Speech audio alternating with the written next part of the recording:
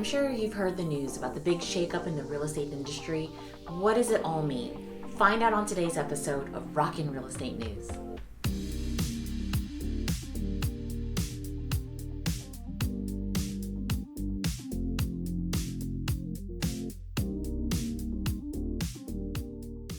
Welcome to Rockin Real Estate News, where we answer what's rockin' in Daytona Beach real estate. I'm Alice Cooper, and today we're talking about the nationwide changes that just went into effect in the real estate industry just after the National Association of Realtors settlement announcement. Now, I'm sure you've heard that it's going to be a dramatic change for the future of real estate and the way that homes are bought and sold in the U.S. But in all honesty, things aren't going to be much different than they were before, despite what the headlines might say. It is important, though, to understand these changes, so let's dive in. So what is this whole NAR settlement about? The settlement brings in two key changes. Compensation for buyer brokers can no longer be listed in the MLS, and buyers must now sign a buyer-broker agreement that specifies the buyer broker's compensation. So what does this mean for buyers and sellers? First, let's back up and talk about the way brokers used to be compensated, so I can illustrate the new changes.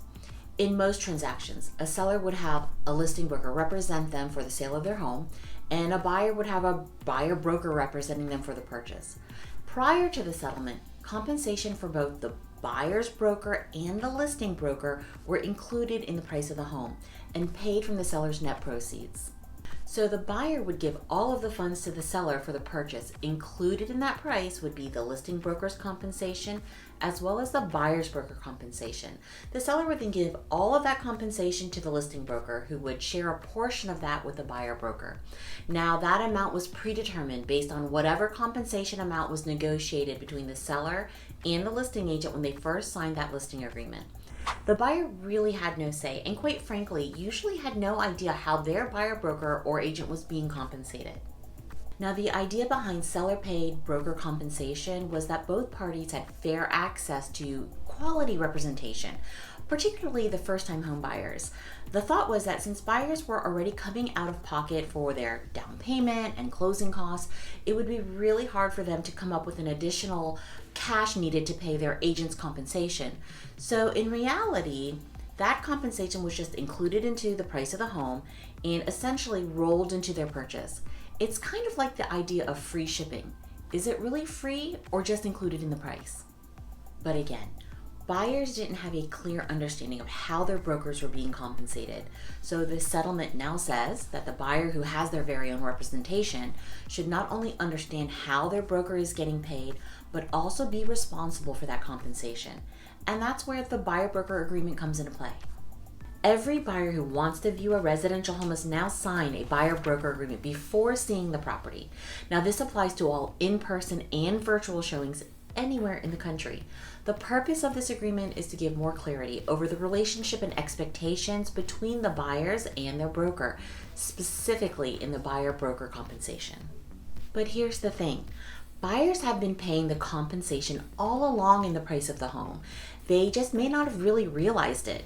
You see, sellers had to sign a listing agreement with their listing broker when the compensation for both listing and buyer sides were agreed upon and clearly stated. So because they were aware of the cost, they simply built the compensation into the purchase price of the home.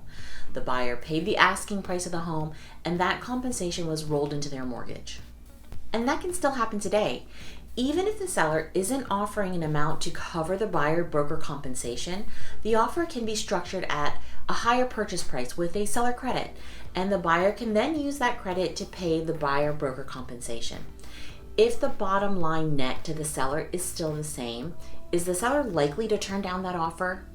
In other words, if a seller isn't willing to pay the buyer-broker compensation, and say the asking price is $300,000 for a home, let's say the seller negotiated 3% for the listing broker compensation, and the net to the seller would then be what? $291.